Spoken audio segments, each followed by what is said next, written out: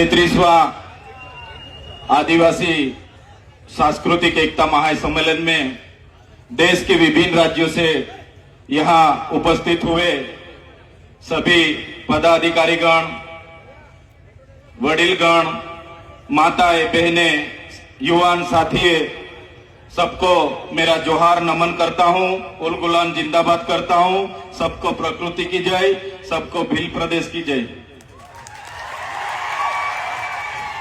इस मंच से हमारे पहले जो भी वक्ता आए हैं उन्होंने बहुत अच्छी अपनी बात रखी है। ज्यादा बात मैं नहीं रखूंगा। काफी सारे एमएलएस बैठे हैं, हमारे साथी मित्र राजकुमार जी बैठे हैं, तो उनको भी हमको सुनना है, तो ज्यादा बात मैं नहीं रखूंगा। लेकिन साथियों, हमारा इतिहास गौरवशाली इतिहास रहा है। जब से ये धरती पे मानव सभ्यता का अस्तित्व हुआ, मानव सामाजिक और मानसिक शारीरिक मनुष्य का विकास हुआ, तब से आदिवासी इस धरती पर है। आदिवासी यानी आदि अनादिकाल से बसने वाला, उसको हम आदिवासी कहते हैं। तो इस मंच से मैं कहना चाहता हूं, आज आदिवासी को अलग अलग नाम से पुकारा जाता है, आदिवासी के नाम से अलग अलग योजना बनाई जाती है। आदिवासी की अस्मिता मिटाने के लिए आपने देखा होगा, आदिवासी को आज शेड्यूल ट्राइब, जनजाति, वनवासी, वन बंधु के नाम से भी आज बुलाया जाता है। तो इस मंच से सभी मेरे साथियों को निवेदन करता हूं को आदिवासी को बचाने के लिए हम कोई वन बंधु नहीं है, हम कोई वनवासी नहीं है, हम आदिवासी है, आदिवासी ही हम रहेंगे। साथियों, आदिवासी का इतिहास डॉक्टर जीतू भाई ने बताया कि 23,000 साल से यहाँ आदिवासी रह रहा है। आदिवासी का स्वभाव सरल था, संवेदनशील थे। आदिवासी प्राकृतिक पूजक थे, प्राकृतिक मूल्यों को जतन करते थे, सामूहिक भावना साथ में रखते थे, सहकारी भावना रहती थी। और हमारी संस्कृति, हमारी परंपरा, हमारी विधि, जो भी हमारी मरण विधि है, लग्न विधि है, हमारी जन्म की विधि है, सभी हमारे आदिवासी की अलग है। हम प्रकृति के साथ में रहने वाले लोग हैं, हम धर्मपूर्वी हमारी संस्कृति में मानने वाले लोग हैं। तो आपने देखा होगा, आगे की वक्ताओं ने बताया कि जब भी इस देश में नए नए धर्म आए, वो चाहे हिंदू हो, मुस्लिम हो, सिख हो, ईसाई हो, बौद्ध हो, जैन हो, सभी धर्म आदिवासी के बाद इस धरती पर आए हैं। और हिंदू जैसे धर्म ने तो हमारे समाज में आपको पता होगा कि वर्ण व्यवस्था प्रथा रखी थी कि भाई पहले ब्राह्मण होगा, बाद में क्षत्रिय होगा, वैश्य होगा, और शूद्र में हमारे लोगों को माना जाता था। हमारे आदिवासियों को 5,000 सालों से हमारी गिनती शूद्र में होती थी। हमको शिक्षा लेने का अधिकार नहीं था, हमको कहीं भी जाने का अधिकार नहीं था। बाद में आपने देखा होगा, इसी हालत में भी देश के आजादी में हमारे कई सारे स्वतंत्र सेनानी लड़े, हमारे क्रांतिकारी लड़े, हमारे पूर्वज लड़े।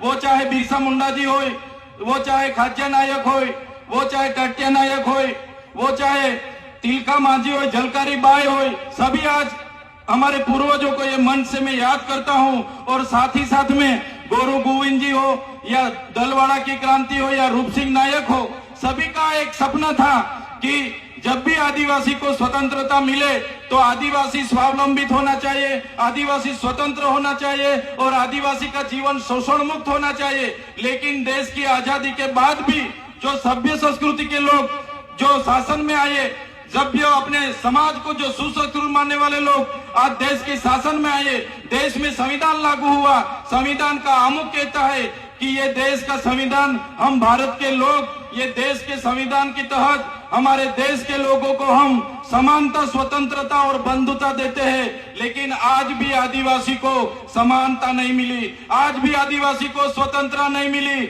आज भी आदिवासी को दूसरी कास्ट में बंधुता नहीं मिली। इसलिए हम कहना चाहते हैं, हम कई सारे कार्यक्रम करते हैं और कई सारे मंच पर भी हमारी व्यक्तिगत बात हम रखते आ रहे हैं और आज भी हम इस मंच से रखेंगे। जब तक आदिवासी को स्वायत्त राज नहीं मिलेगा, आदिवासी का अपना स्वतंत्र राज नहीं होगा, तब तक ये सरकारों में आदिवासियों का विकास होने वाला नहीं है। हमको तीनों और चारों राज्यों, वो चाहे मध्य प्रदेश हो, महाराष्ट्र हो, गुजरात हो, राजस्थान हो, सभी नेतागण यहाँ बैठे हैं, सभी बुद्धिजीवी लोग यहाँ बैठे, कर्मचारीगण यहाँ बैठे। मैं मेरी व्यक्तिगत तौर पे से एक बात रखना चाहता हूँ, हमको आने वाले दिनों में हमारा जो भील प्रदेश था उसको लेने के लिए हमें आवाज उठाना पड़ेगा। हमको भील प्रदेश मांगना पड़ेगा इस सरकार पे। देश का 29वां राज्य हमारा भील प्रदेश होना चाहिए और हमारा भील प्रदेश जब बनेगा तभी हमारा आदिवासी स्वायत्त राज्य में अपना विकास कर पाएगा। ये हम व्यक्तिगत सोच रहे साथियों। आपने देखा होगा देश के आजादी के बाद हमारे पूरे देश में 8% आदिवासी है।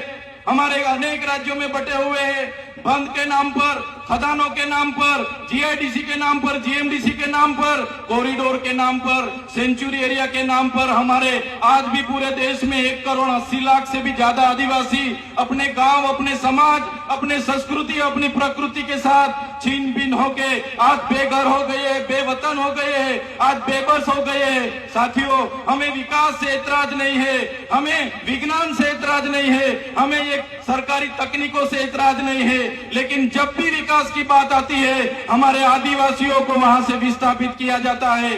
वो चाहे बांध हो, खनिज हो, जीएमडीसी हो, जीआईडीसी हो, कुछ भी प्रोजेक्ट नहीं आते, हमारे आदिवासी को टारगेट किया जाता है। और हम जब भी सरकार के खिलाफ आदिवासियों के लिए आवाज उठाते हैं तो ये सत्ता में बैठे हुए लोग पुलिस का दुरुपयोग करके, उनके सत्ता का दुरुपयोग करके हमारे जैसे युवाओं को दबाने के लिए जेलों में डालते हैं।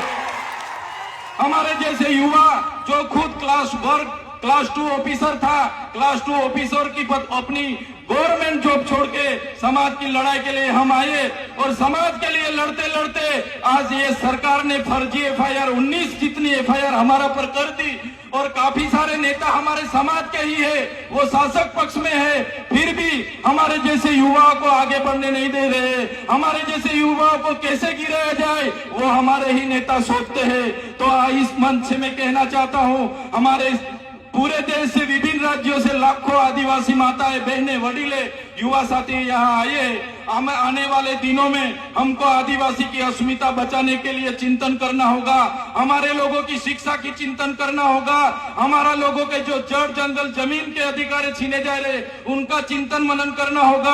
आज तक हमारा संवैधानिक अधिकार लागू नहीं हुआ, वो चाहे अनुसूची 5 हो, वो चाहे पैसा एक्ट हो, वो चाहे तोड़ते डबल ए की बात हो। आज भी आदिवासी की ग्राम सभा की सत्ता नहीं मिली, आज भी रूढ़िगत ग्राम सभा का परवानगी नहीं लिया जा रहा है। ये सभी बातों को आज के इस मंच से हमको सबको चिंतन मनन करना पड़ेगा।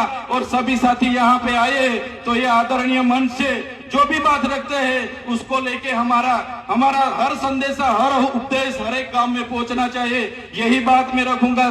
समय ज्यादा नहीं है, काफी सारे वक्ता है, लेकिन ये मन से इतना जरूर कहूंगा कि हम व्यक्तिगत तौर पे मानते हैं सरकारें आएगी जाएगी, पार्टियां बनेगी बिखरेगी, संगठनें बनेंगे बिखरेंगे, हम सभी लोग धर्म संप्रदाय में कहीं भी बटे हुए हैं, तो आदिवासी को पहले आदिवासी के तौर पर एक होना पड़ेगा, तभी अपने आदिवासियों का विकास होगा। यही बात रख के सबका धन्यवाद करता हूं, सबको जोहार करता हूं और आखिरी में जय भील प्रदेश के नारे से मेरा वक्तव्य पूरा करता हूं। जय भील प्रदेश, धन्यवाद।